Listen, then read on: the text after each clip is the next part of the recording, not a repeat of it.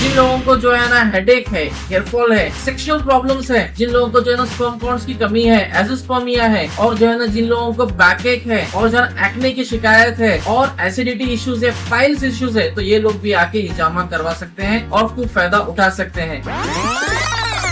आज हम बात करने वाले हैं हिजामा सेशंस के बारे में, जो हम लोग जो है ना हमारे सेकंड ब्रांच जो कि लोकेटेड है Azadpur road opposite the blood bank, वहाँ पे हम लोग जो है ना लेने वाले हैं।